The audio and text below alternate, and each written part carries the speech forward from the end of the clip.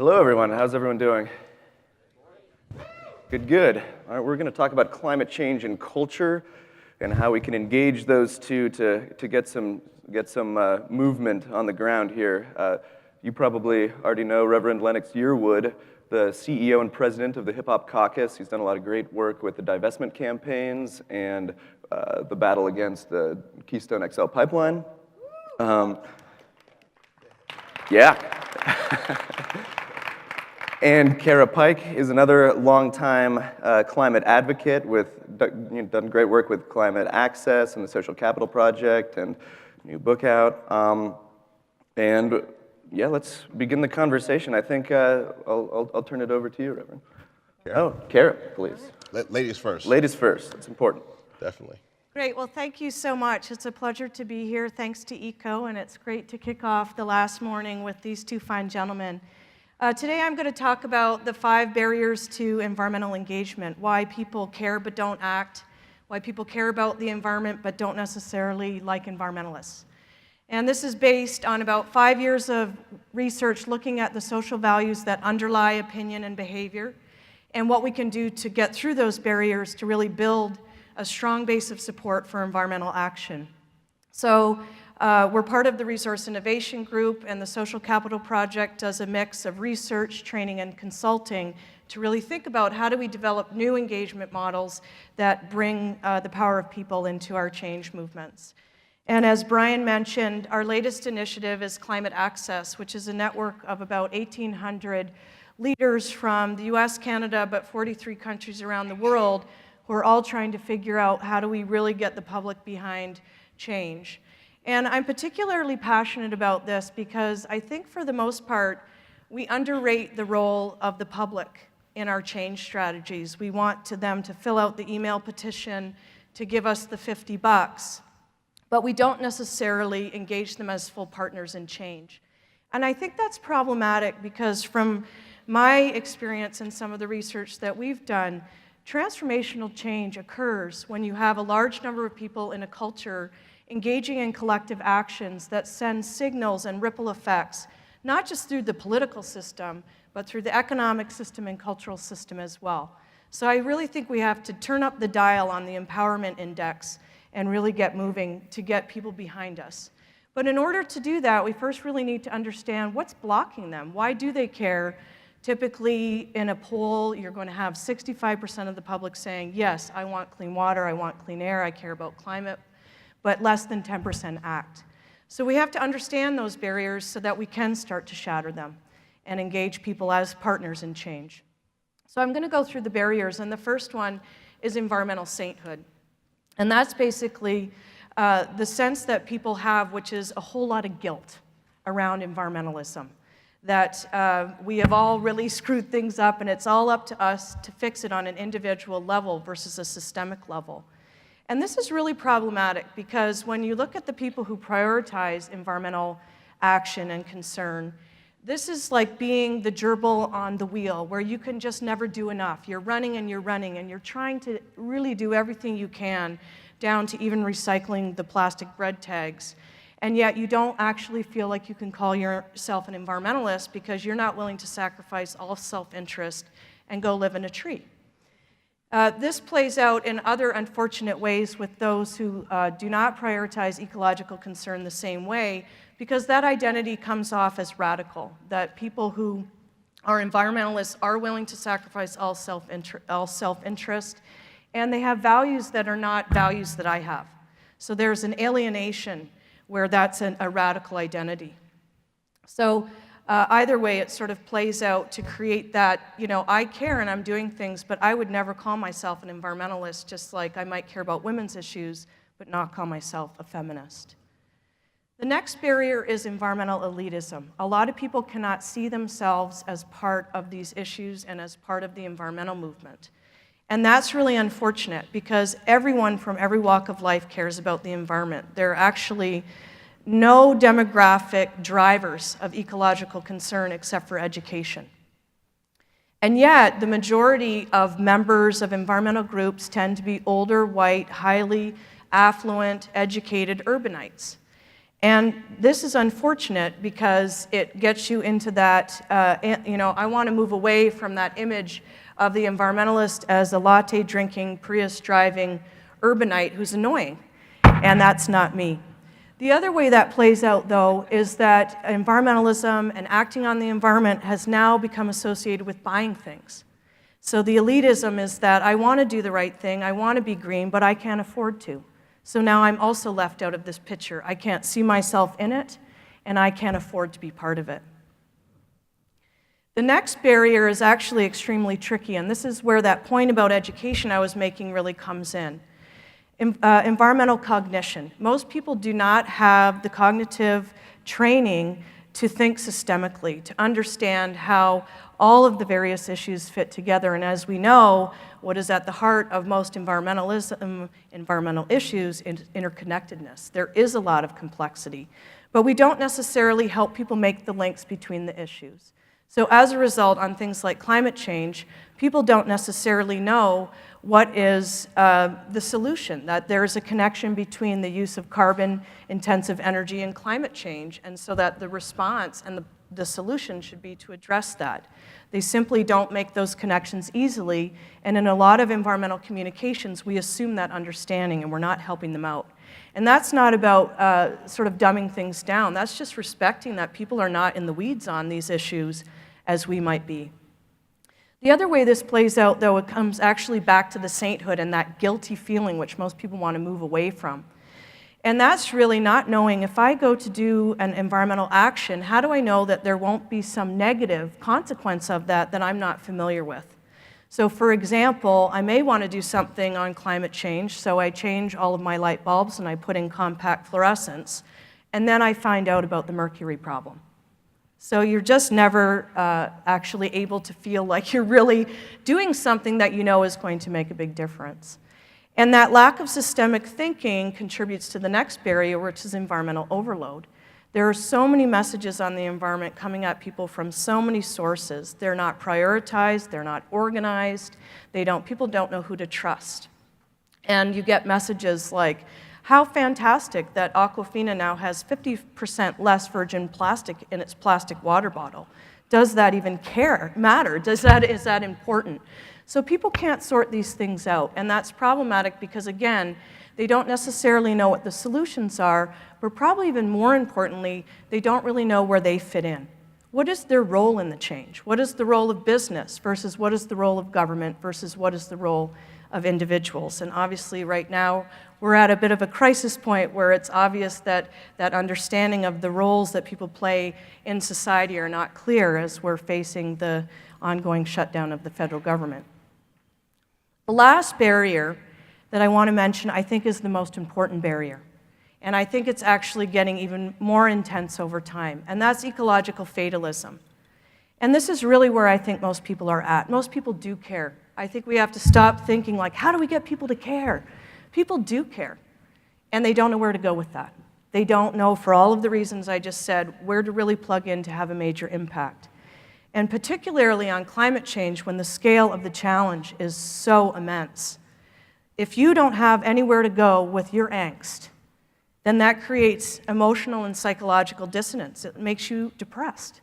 And you don't want to stay in that kind of a space. That is an unpleasant emotion to experience. So I think that the fatalism is big, and I want to come back to this when we talk about how to shatter these barriers. But it plays out with things like on climate change. If anyone follows the Six Americas research, you now have a mega majority of support in terms of accepting the challenge and wanting action. But even the most alarmed group of the public, which makes up about 18% of Americans, less than 5% of even that group think we have the will. It's not about not having the technology. They feel completely hopeless and fatalistic that we actually have the will to make this change, that we will do it, we will sum up whatever we need to in ourselves to make the change that's necessary. So I don't want to dwell on the barriers. I think we have to understand them in order to move through them, but let's talk more about how to move through them, because I think there's actually a lot of exciting things going on and a lot of changes in our movements that are important to note. So the first thing I want to say is I think it's really important that we redefine environmental action. We need to start where people are at and work over a longer term time period. Start with what they care about. Start with their values. Start with the way they want to engage. Provide constant reinforcement and feedback so people aren't on that wheel like a gerbil doing all these things without knowing what it adds up to. To reward people, to say, you know, that was enough what you did. And the other thing, to actually go from the endless 50 things that we can do to save the environment to what are the 1 to 3 things that if we all really did would make a huge difference. And I think that's part of what's exciting about the divestment work that the Reverend is going to talk about in a little bit. So we really need to redefine that action and make people feel excited about what they're doing. A campaign that we advised on a bit, which I'm really excited about, is WWF's Earth Hour City Challenge. And basically, after the cap and trade bill failed, they were looking at how do we build a movement? How do we start from the ground up? And they'd had this really successful Earth Hour Lights Out campaign where they'd managed to mobilize millions of people around the world to turn their lights out. But they couldn't get them to do anything else. They couldn't get them to move along that engagement ladder. So they created the Earth Hour City Challenge, which is a race to the top for the city to be the most prepared to respond to climate impacts such as extreme weather events. I'm not going to go into the details. There was a whole lot of things that they did right on this campaign. But I think the most important thing they did was to leverage that base of people who had been involved with an action on turning the lights out to become champions, calling for that type of preparation and resiliency in their community. So rather than the typical model where environmental advocates beat up on leaders, they actually challenged leaders, city leaders, race to the top, and if you race to the top, we will bring our people out in support of what you're doing to cheer you on. So a fundamental flip-flopping of the advocacy model to be about promoting leadership and championing leadership. The other thing I want to mention is that it's really important to embrace diversity for all of the reasons I mentioned or all of the identity challenges we have. But more importantly, because everyone from every walk of life does care about this issue, and we need to be more respectful and inclusive in that. But the other thing I want to mention is that diversity isn't just the right thing to do, it's actually a strategic imperative. And it's a strategic imperative because there's absolutely no way that we can solve the challenges we have with the complexity that they are at with people who all think the same way. Just like in nature, diversity is healthy. It brings resilience and strength, and we absolutely need that in our work. And I think that really comes to co-creating agendas, not just me going to the Reverend and saying, I've got this really cool campaign, can you bring all of your base onto what I want to do? Versus sitting down together to say, what are the values we share? And how do we create a common agenda from there? The fatalism, this is critical. And my call to all of you as environmental leaders is that we become ambassadors of hope. That we start to get better at being about what we want and creating realistic stories of hope, of solutions, of possibility, of how we go from being locked into our carbon-intensive world into what we really want, which is healthy, resilient communities where people have a say in their lives and have a hand in shaping things like food security and energy security. So I think we all really have a big role in this. And this is not about the facts, right? We all know if you're reading any of the science on climate change, you might say, well, I don't see that there is a way out of this. But hope is not about facts. Hope is a spiritual choice. It is a spiritual choice that we make when we get up in the morning and we decide to go and do the work despite the facts that we have in the back of our mind. So those stories of hope are really, really critical. And one of my favorite examples of an organization really moving into this space is called IOBI, which is in our backyards. So rather than not in our backyards, NIMBY, IOBI, what do we want in our backyards and how do we empower citizens to make that happen in their own communities? I'm not going to talk too much on this point because I know the Reverend is going to touch on this a lot. But it's time to not just be obsessive about policy change, it's time to weave in cultural change as part of that. There was a really interesting study done by the UN Foundation where they looked at social media conversations on climate in 16 countries around the world. And as soon as you go outside of the US, Canada, or the UK, what you find is that people aren't talking about the science and the denier movement and all of that. They're talking about how climate change impacts their favorite food, or the favorite activity they have, their sports that they like to do, the places that they like to go to hang out with their friends. People are wanting to have the conversation that is emotional and passionate about this, not just the wonky fighting. And so there's a really interesting campaign that came out of Belgium called Sing for Climate.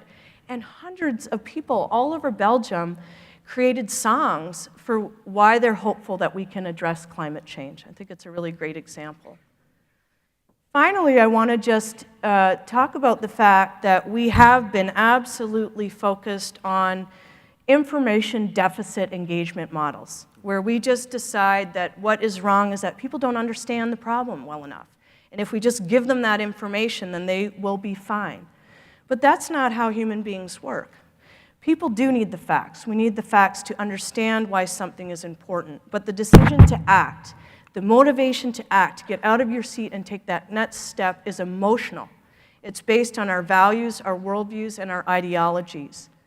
So we have to start weaving in a moral call to action. We have to start saying, why is this wrong or the right thing to do? And not always go back to those fact-based arguments as the only way to convey what's important. So I'm really looking forward to the conversation that we're going to have on how we can shatter these barriers. I thank you all very much, and I welcome you to join Climate Access. It's free, but it's a great way to stay involved with the conversation about how do we really build the movements that we need to create the transformational change that our times are calling for. Thank you very much.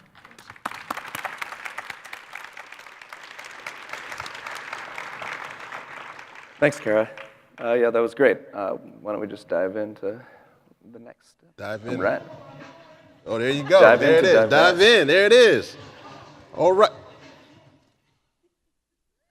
Y'all like the little, hold on. That wasn't, hold on. Let's try that one more time.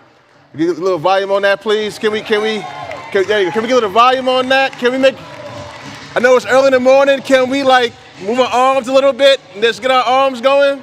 There you go. Okay, good enough, good enough. Okay, y'all ready? It's 9 in the morning, y'all. Y'all ready to go. Not 9 p.m. I know this is Austin, but y'all are ready to go. They say, well, Rev, you started it, Rev. You put on Public Enemy. Good morning. That was first of all, I just want to say, wasn't that a great presentation?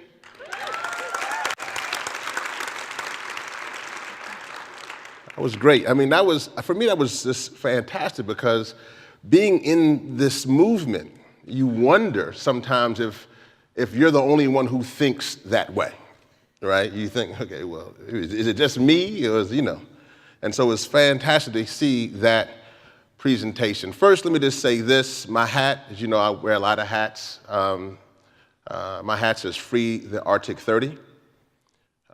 Yes, for those who don't know, there are 30 activists who were in Russia and they were arrested. Fighting with part of Greenpeace, and so just want to give it up for them and send them our prayers here from Austin. Yes, that's important. That's important because I know people are watching this live stream and they're fighting for them, and it encourages them as well. So let's get into this. I'm actually so excited to be here to have this conversation because this is one of those conversations I love to have, because one thing I love our movement, as you know, being part of seeing what we did with Keystone and how we're doing well on that. A lot of work still to do, and we have a State Department that kind of wants to do their thing, but we're moving along in that regard. And now the divestment movement. I'm going to kind of talk about how culture can move this kind of really piggyback what Sister Pike just said, and just kind of move some things forward. So let me just first say this about the Hip Hop Caucus. In this regard. Hip Hop Caucus is an organization that looks to utilize one's political voice in a way in which sometimes they're not even part of the solution. And we want to engage them to be part of the solution in a way in which they're empowered. And this is not even from a standpoint of just the progressive movement, but this is people who are completely out of the specter.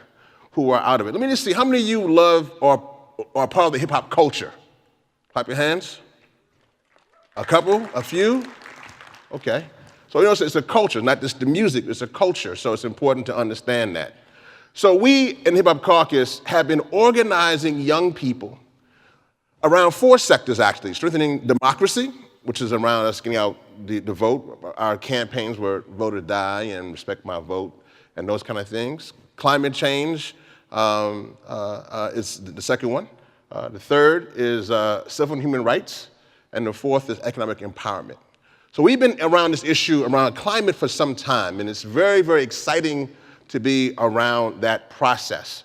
And we use folks on the ground that you see in the slide. You see we're working with black mayors, get them to green their city. We're working with HBCU, historical black college campuses, and working with high school students, getting them engaged in a way in which this is part of their movement. And I'll discuss that. That's actually one of our next steps so our movement can be powerful, because the ultimate goal is that we want to save our planet for the next generation. So honestly, that's what we're all trying to do. So with that, we use celebrities to help that, because we're the Hip Hop Caucus, and so we use celebrities to help with that message. So I have somebody from Canada, where Cara's from, so we'll use that celebrity. So let's see one of our celebrities here. Let's look at Drake from Canada about the Green Movement.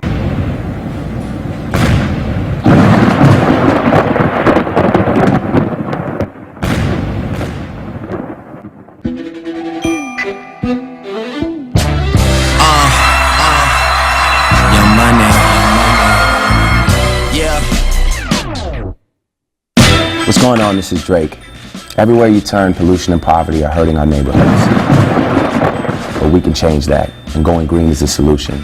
Now I'm green in my tour, and I'm green in my block, and you can too. It's easier than you think. So join me at greentheblock.net. Give it up for Drake. Give it up for in that process. So that's important. So that's important because young folks will see Drake clearly, and then they want to be engaged in the movement when they see those pieces. But it's important to note, for me to tell you, that we're just not a part or a sidebar of the climate movement. I like what Cara said in regards to the factors and the breakdown of this movement. But it's important to note, for those of us in the hip hop community and those of us from communities of color and young people, this is not some game. This is not some future thing that's going to happen. It's happening right now. You see, I'm actually, not too far from here, where I was born. I was born in Shreveport, Louisiana. Am I here from Louisiana? There you go. And so being from Louisiana, in that process, we dealt with Hurricane Katrina. And in dealing with Hurricane Katrina, one of the things in that process is that we saw what climate change can do and how it can affect those in those communities. And that how even the climate movement can use Hurricane Katrina. And then from that process, and using that, can put forth the images, but then those even in New Orleans can seem to be in a process where they seem to be forgotten. And so one of the things for Hurricane Katrina is that many people who are in those same communities can see how many times that the images are put forth, but then later on in the movement, they are forgotten. So this is not a game for this process and for you. What we're doing here is something that is very serious. And we've had some tremendous wins in this process. But we need to understand that just going to the fossil fuel industry in regards to fighting with their morality does not work. It does not work, because I have seen, even with Hurricane Katrina and Sandy and Irene, we have seen when we even put forth people drowning, or the subway being flooded in New York, or folks, wildfires, or so many disasters going around. That does not affect the fossil fuel industry. And so what we know what affects the fossil fuel industry is their money. And so we, as a movement, as we move forward, are going to hit the fossil fuel industry where it hurts. You cannot wreck our climate and then profit from that wreckage. We must be in a position where we must, yes, move our movement forward to hit them where it hurts and take away, see that little magic thing there, take away their money. And more importantly, as was done in the past regarding cigarettes and tobacco, we must change and hurt their brand. They must be viewed as outlaws. They must be viewed as those who are killing not only the current generation, but are killing the future generation. We must make sure that anyone who wants to be a part or touch that brand knows what they're touching. And so we must cause that brand to fall. In essence, we as a movement must change the perception of the fossil fuel industry. That is our job. If you do nothing else this weekend, and this time when we're here gathered, we must gather and discuss how we change the perception of the fossil fuel industry. Now, some of you were probably there in DC in February. Were you there for the Forward on Climate rally? Some of you came out there. None of you came to DC. Okay, one person. Well, it was 50,000 people there. I don't know if there's one, but I guess we have to figure that thing out. But it's good. Thank you for coming in the cold in that process. That was a powerful, and I want to just give a shout out to groups like 350.org, yes, and Bill McKibben, who have changed the paradigm, but other groups, Sierra Club and NRDC and so many other groups who are here, even this conference, and even those out there from Bolton, Nebraska, Jane, and those who are on mountaintops and treetops, up and down the Keystone Pipeline, those who are mountaintop removal. We have been organizing in an amazing way. And really it started, I would think maybe not this summer, but the previous summer, when we had almost 1,300 people arrested over a period of time when the largest civil disobedience movements. And then this past February, we had a time when Sierra Club changed their policy regarding civil disobedience. Yes, it's so powerful, this is so important for our movement as they begin to move forward. But we begin to see our movement engaging in a new kind of way, moving from the suites to the streets. That is so powerful and it's just at a critical moment for our movement. But the problem, though, is this. With all of our organizations together, we estimate it's about 5 to 4 million people. And in this country, they said there's about 295 million more people. So the math doesn't work. Because if you have about 5 million people who are dedicated, and you still have 295 million people who are not, then we are not doing what we need to do. So we must figure out how to organize people. Now, I've been in this movement for quite some time. I've been from a student activist, from a former Air Force officer who spoke out against the war in Iraq, who faced tremendous prison time and won that battle, as somebody who fought in Katrina. I've been in movements for a very, very long time. I've been arrested too many times to count. But the one thing that I know is that you cannot organize a sleeping people around specific goals. They must first be woke up. And so we first, as a movement, and Cara laid out just a myriad of things to do that. One thing that I want to add to her presentation is love. Because in a movement, once you love one another, you can do some amazing things. Now, we have some challenges. Now, I'm actually going to be on another panel with the frack, which hopefully you can come hear more about broadening the movement, but some of our challenges are this. When you're wondering why people aren't showing up, the first thing for other communities is that there is actually minimal awareness in regards to what's going on in the climate movement. That's critical. You may eat, drink, and sleep this process, but there are those who have no idea. And we must first bring them aware through their mechanisms. Second, it was mentioned earlier, this is seen as an elite issue. An elite issue now, I don't have a Prius, and I don't have much money. So I must have snuck into the movement, I guess, Came in through. but I'm here. So now that I'm here, I'm really going to figure out how to get more folk into the process. But it's seen that way. Now, that's important because a lot of times, even for me being in hip hop, there's a tendency to want to only be with your own culture and not appreciate. That's one of the most powerful things of the Keystone XL pipeline movement, is that why that movement has exploded was because there was so many different cultures coming together. The next thing that's important, that there's a perception that other issues are more important. And that's so important because if you're dealing, even here in Austin, and you're dealing with trying to find a job, or make sure your child has a good education, or you're dealing with other factors, sometimes our movement doesn't do a good job to really make sure they bring the issue home in a way in which people can understand what needs to happen. Now, what needs to happen is this. We need to always be informing in our movement. That means in a way, not, as was said before, not in a way in which we're beating people over the head and you should know this, but in a way in which we're stating the facts and making the issues regarding climate change very clear. Now, so before, I deal with civic engagement on the other side. One of our other things, we deal with voting.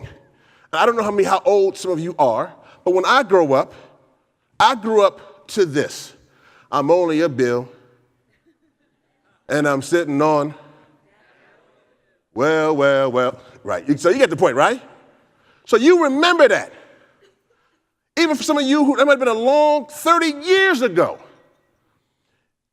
But that reinforced something, so when we hear about Capitol Hill now being dysfunctional, we kind of understand why it is. There's a whole generation right now who has no idea why the government is broken, because they haven't been trained. Our movement must go back to the basics. And sometimes when you go to the basics, it actually helps you to develop your argument as well. We must empower diverse communities to own the issue. I'm so glad that I'm here. I'm so glad that they had Public Enemy when I came out to speak. I'm so glad I feel comfortable in this setting, because if I don't feel comfortable in this setting and I don't feel comfortable to talk my way, and I have my tone, and I have my voice, that some of you might have already tuned me out. Because maybe that's not how I hear this issue. Now, I could do that. Actually, I taught at Georgetown, so I could give you by Georgetown University issue. And I can say, the need here is to always be informing. And we must empower diverse communities to own the issue. And when they own the issue, then they will then be able to move things forward. I could do it that way. And it would work even for some of you. But most of you say, where's Rev at? We want the Rev back. So we must also reposition the climate change as an integral to our daily lives.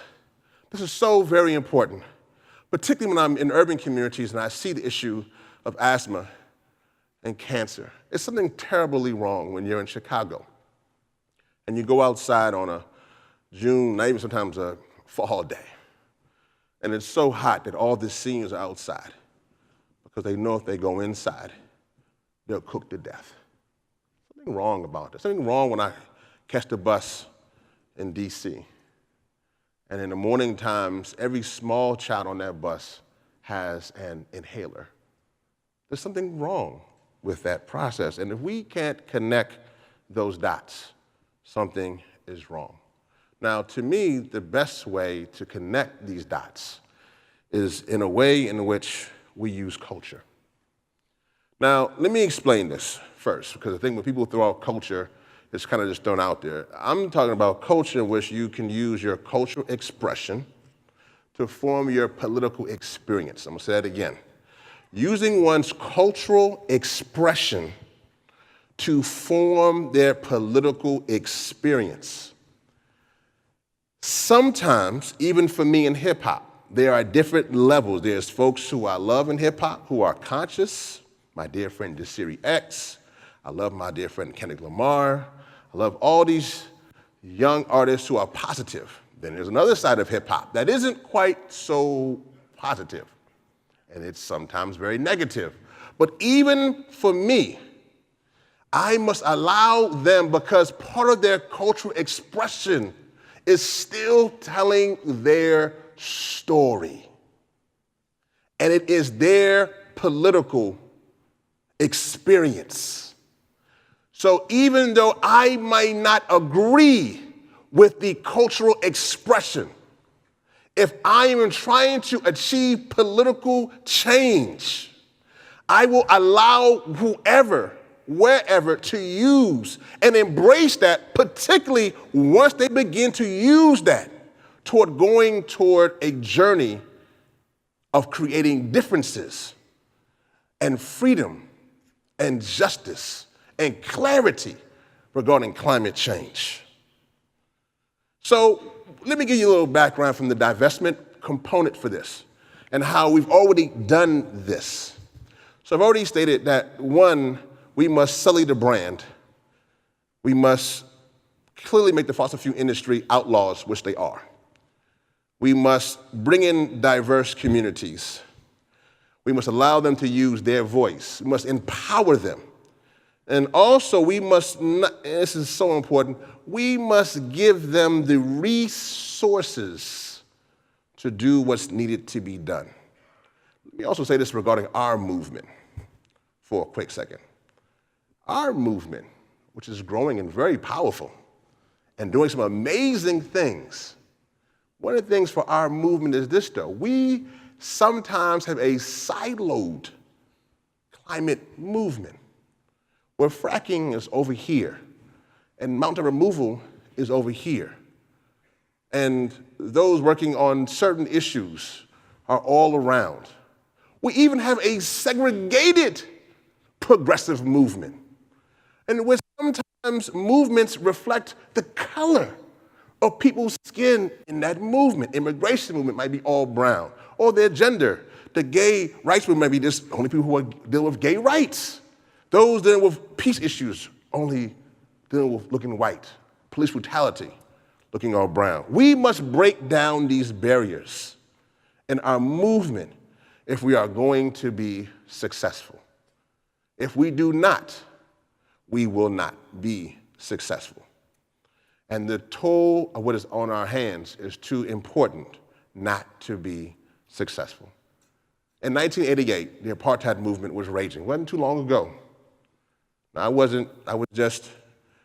getting ready to, I was still in high school, maybe junior high, I was around high school. And during this time frame, in this process, 1988, they were taking off their leaders. Steve Biko was being murdered. Nelson Mandela was, and the white-led government that was there, which was supported by our government, was then with apartheid in the late 20th century. In that process, we came together as a movement, and we began to demand divestment. And we begin to request that our universities divest from their portfolios to move things forward regarding apartheid. We came together as black, white, brown, yellow, male, female, straight, gay, theists, atheists. We came together as humanity, fighting an issue that at the time we did not think we could win. Please understand that as the apartheid movement began to grow, it wasn't, looking back on the time and in the record, it wasn't a movement that was so easy at the time. Artists got involved. Artists United Against Apartheid created Don't Play Sun City.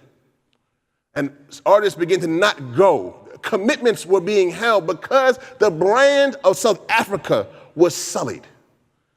And it grew quickly. It wasn't a small thing. It grew from literally a time frame which in a matter of, which was for South Africa a long time. But when it hit, it hit. We are at that moment in the climate movement. We are at that stage right there when the climate movement is getting, the fossil fuel industry is getting ready to collapse.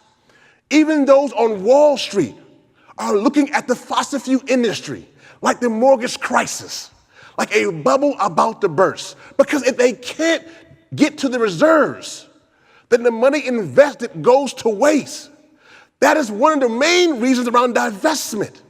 It's because even if you get it out of your portfolio, people are saying that you get out of it, get rid of it now. Because over the long haul, it doesn't seem to be something that can be sustainable.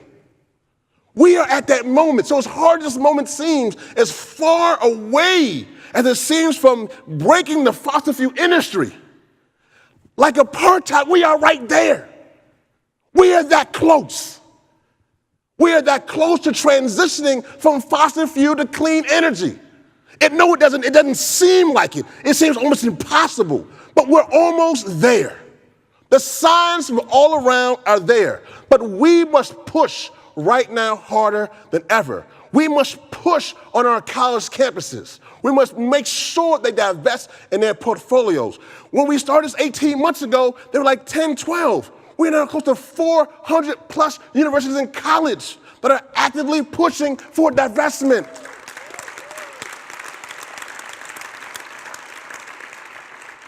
$18 months. And even when college presidents like up in Harvard, when the student body voted 74% to divest, and the Harvard president wrote back, we're always concerned about our students' interests and encourage our students, but we're not going to. They wrote back, in essence, paraphrasing, thank you for that response, but you will. But you will. Cities like Seattle, doing an amazing job, having the courage to show this is, if we cannot let folks profit from wrecking our climate and allow them to profit from that, pulling out cities around the country. There'll be even a discussion in Seattle coming up around the issue this week, coming up to talk about this. Cities coming together. I'm talking with black mayors who have never discussed this issue. Because again, they've seen the fossil fuel industry play that funny game in which they give some money and say, hey, do your planning, we'll build some parks, we'll do this, we'll do that. But we're now showing what it really is. And this is what we say, a hood terminology. So in the hood, there's a thing where there's drug dealers in certain communities. And actually, drug dealers do a lot sometimes in that community. Sometimes drug dealers actually pay for people to go to college. Yes, that's very important. And what happens when people then play this kind of funny role, well, I know they're drug dealers, but John went to Texas. I know they're drug dealers, but, and then communities have said, no, we don't want your drug money. We don't want your blood money. I don't care who the hell you send to college. I don't care who the hell you think you're trying to support. You have to get out of our community because you're killing our communities. That is what these cities are now doing to the fossil fuel industry. They are treating them like drug dealers. And then the faith side, because it is a moral issue. Now, I don't give the faith side the moral standard because you can be theist, you can be atheist, you can be just a person who believes in life. But they are institutions. And some of the institutions like this have a platform that is so critical. And they are now, from the UCCs and other denominations who they are divesting, and even some green organizations. I'm so proud, my dear friend Michael Broom and Sierra Club, divesting. That's important. That's important. Because if we're not divesting, then how can we tell anybody else to divest? So I'm so proud, even the foundations who support green work. Global Wallace is one I know, has almost 99%. Now, there's some arguments that people would say that, and I understand, we might keep this a small bit for some shareholder arguments so we can make sure that we can get into the room and then raise hell. I don't mind that either. That's not a bad, but it's a small, but the big thing is profiting. We get the point. So I found, in holding our foundations accountable, so on this stage today, you're going to get something that I'm going to say that is kind of breakthrough-ish. that we must, if you're receiving money as a nonprofit organization, and your foundation is receiving and has a portfolio that is stocked full of the fossil fuel industry, have the courage to give the money back. Have the courage to help that foundation say, thank you, I really want this money, I need it for my employees, but I can't do this work, knowing that it's blood money. So I need you in your portfolio to diversify. We need to make sure that it's flips a coin. Our foundations who make us sometimes go through recommendations, we must hold them accountable. So you come with a checklist. Is your foundation that is supporting you, have they diversified their portfolio? And if not, when? And if not, how? How will they do it? The time frame. Find out. Hold them accountable. Yes, hold the foundations. Have the courage to do that. Our movement must do that. And I'll close with this. This, from my generation, those of us who are born in the 70s or the 80s, 90s, even the 60s, this is our lunch counter moment for the 21st century. I spoke at the March on Washington.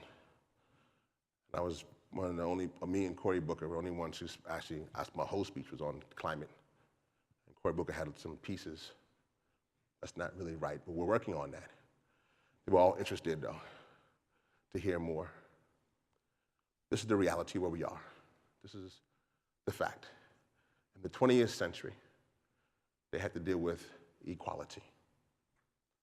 The reality, even here in Austin, about 50 years from now, I wouldn't be on the stage. I would probably have to drink from a different water fountain. People would be out to come through a separate entrance, to go to my own hotel. I'd be afraid to drive on the streets here in Texas at night. And that's equality. We won that battle, though. We came together, and we won that battle. So we can come together, which is the amazing thing. And I know that wherever you have organized people, they beat organized money. And we won that battle. But this is for our generation and for everybody in this room and listening and watching. The difference between the 20th century, Dr. King, Malcolm X, Harriet Tubman, Dorothy Height, regarding equality, is that our generation is not fighting for equality, we're fighting for existence. If we lose this battle, the next group of us who comes on this planet, it won't matter if they drink from a water fountain or come through back doors. The environment and the climate will cause them to not exist. We lose this battle, we lose it all. So I know we have monuments of Dr. King. I know we have pictures and we see the civil rights movement in Selma and Montgomery and Birmingham all the time.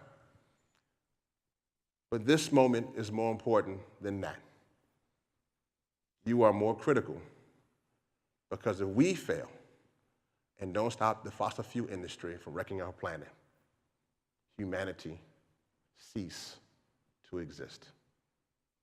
What I've seen on college campuses and cities, churches, and conferences, I've seen the power of the people. And there's nothing more powerful than the power of the people. Thank you.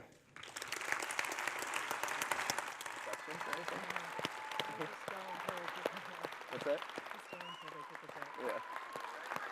Yeah. Yeah, give him a hand here. That was fantastic. Yeah. So I think the divestment campaign is a great thing to talk about. It's really inspiring, and it's already seen its fair share of successes. And I hate to dampen the mood after that rousing finale there, but I think I'd like to ask Cara in relation to your talk there, how do we broaden the divestment movement as sort of a case study for the things that you're talking about? How do we, right now it's kind of at that point where mainstream media is kind of covering it tepidly, and it could be, how do we penetrate the culture with something like the divestment movement? Well, I mean, the reason why I think it's a strong effort is that it's the right kind of scale of action.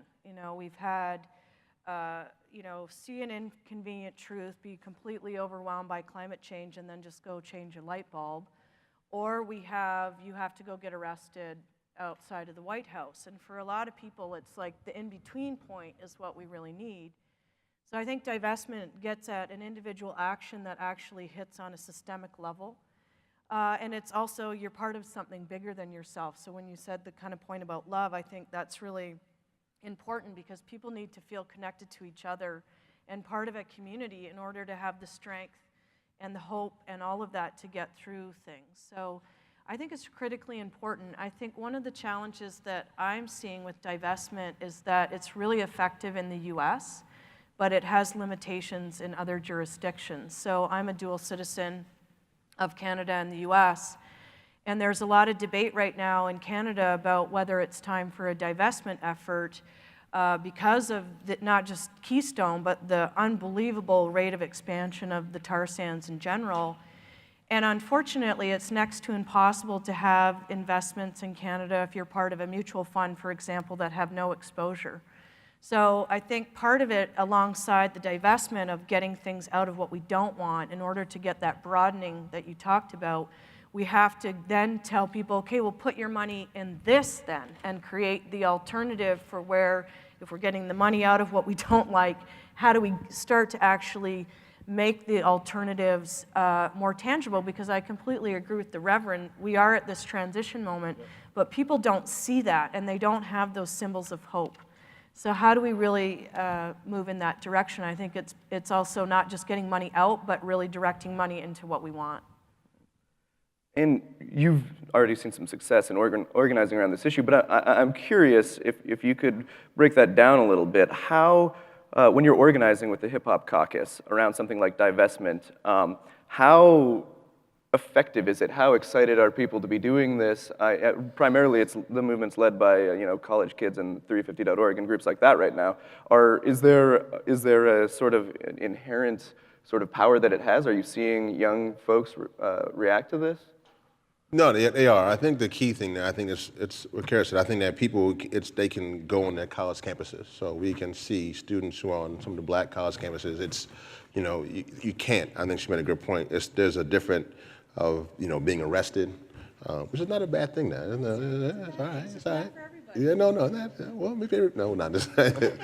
But it's being arrested, or those who just are doing things in their community. I think this allows for people to really go to their city and their colleges to begin to start a conversation. Also, it creates a conversation with those universities and those city governments in a way to look at their portfolio, because a lot of these are kind of like hidden things, right? Portfolios are usually, because a lot of us are IRAs or different kind of mechanisms. It's a hidden kind of thing, portfolio. So it's one of the things with kind of the money factor that when you begin to put that into the light, then people kind of see things also within the community. And again, I just wanted to say this because I just want to make sure that we'll be on our next panel for me, what the frack. I like saying that actually. We'll be discussing that, and if those who don't go, definitely can, I guess, hit me up on Twitter. There may be concerns about that at Rev Yearwood. Yeah. I was interested in that reaction about getting arrested. Should that be something that the movement is more concerned about? Should we be breaking those barriers? Should we be trying to spread the message that maybe it's worth getting arrested more pervasively? Like, is that something that we should be talking about more? Yeah, no, I think we're at a point. I do think from that standpoint, I do think that it was very important for Sierra Club to this year change their policy. I think it was very important, and I do think our movement, the one thing about the climate movement I think is very important is that most movements don't have the impact on policy that the climate movement has. And what I mean by that, normally there's certain policies that are in place, and then you're trying to change that policy. From both sides, from those who are deniers and those who are definitely trying to sound the alarm, we actually are swinging the pendulum back and forth. So no movement really has the opportunity to kind of really frame the policy discussion like our movement. Because of that, then getting arrested shows a sense of urgency. And to me, when you have people like the great Jim Hansen, right, getting arrested, when you have a NASA scientist getting arrested, to me, it's kind of like when your doctor is telling you to stop eating salt or you're gonna have a heart attack, and he literally then goes to the salt manufacturer and chains himself to the salt manufacturer and gets arrested at the salt manufacturer to stop you from eating salt. I mean, that's your doctor does that. You're gonna be kind of like, wow, my doctor's pretty serious about that. You know what I mean?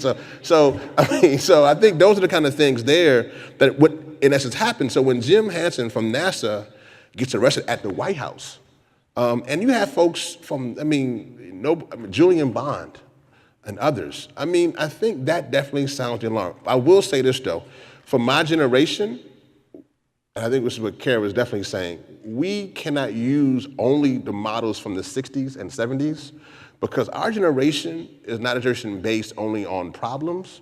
I think we are kind of like the solutionary generation. So being solution-minded, we kind of need to figure out where this goes. So if we're going to get arrested, where does this lead? Does this make me feel good, or this is just something that we're going to do? But what is the strategy around this? What are we trying to put forth? And I think that's the key thing that for young people, they really want to know the end game before they move forward.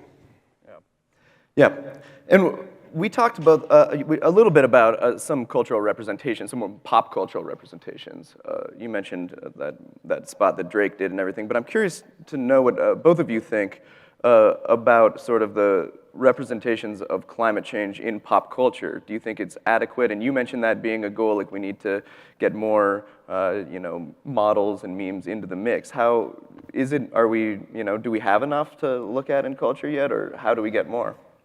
No, we don't have enough. That study I mentioned, I think, was pretty clear that, when you look at what people are talking about in 16 different countries on this issue, in Canada and the US, we talk about the polarizing debate, and we talk about uncertainty of the science. Meanwhile, people want to know, what this is going to affect, the ability to create the kind of beer I like, or, my favorite sport I can't do anymore. That's actually where people are at more. But I want to go back to your last question, actually, because I think it is relevant for this, which is a lot of times I'm involved in conversations where we all think we have to do the same thing. Like we all have to say the same thing in order to be a movement, and we all have to now go get arrested, and now we all have to do the cultural work.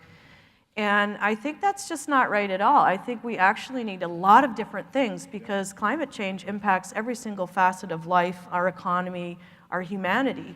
And so we can't just do one thing, and we need there to be multiple entry points for a lot of people. And so I want to see a lot of people getting arrested, but I also want to see really creative art projects that are engaging citizens in marking sea level rise or different things that start to kind of create more subversive ways of getting the point across in contexts that are surprising for people, so you disrupt it a bit. So I like to think of it as we need coordinated redundancy. We need a whole bunch of people to be doing all these different kind of pockets of activity. And we don't all need to do the same thing, but we need to have more awareness of what one another are doing, and ideally more coordination, I think, to the point you just made, more of a sense of where do we go after this set of actions. And I don't think we're still very good at having the long view on any of this yet. And let me just say, I think that one of the things from a cultural standpoint, I would really encourage people that are doing events to bring in more culture. One of the things that we do, which I think would have been great, and hopefully this is a good thing for next year, for this conference, or any conference that people do, poets are wonderful, right? And they say things in a great way. And having poetry begin sessions, or having poetry be a part of the discussion. Artists, having folks bring their art to describe what's happening. Different types of dance and theater being not just a part of like the entertainment, but literally a part of what we're using to learn this movement by. One of the things, I use an example, in the black church, they were against, spiritual dance. They would pretty much play a song and then people would dance out the song in the church. And at first people were against that. And now it's like one of the biggest things in the black church. People would come out and they would just dance out like a gospel song in that church. I think we definitely need that. And then also for me, my job, yes, definitely. And I think one thing I think for me, and this is artists who are country, blues, hip hop, whatever, my job as an activist becomes much easier when the artists are also talking about the issue. So when I do have a Drake, but I had Drake do that. We need to get to the point where our movement is so strong. And I say this particularly to hip hop. I tell people all the time, when the movement is weak, so is the music. And that's when you see weak music that isn't saying anything, usually a movement of people around that. An example, I'll say, is Trayvon Martin. When the Trayvon Martin thing was building up, and people saw people in the streets, that had an impact. I can't tell you how many artists did songs because of Trayvon Martin, and how many athletes were wearing hoodies, because the power of the movement propelled the culture. And I think that's important. Now, I've had debates now with artists who don't think the movement, even in the climate movement or any other movement, is strong.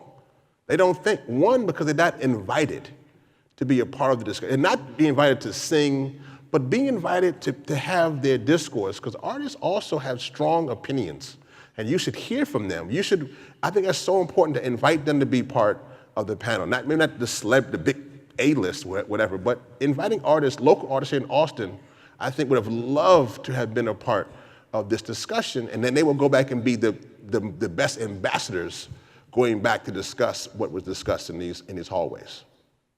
Great. Well, that's all the time that we have. I want to thank both of you for sharing your insights. This was fantastic. Thanks, both of you. Cheers. Yeah.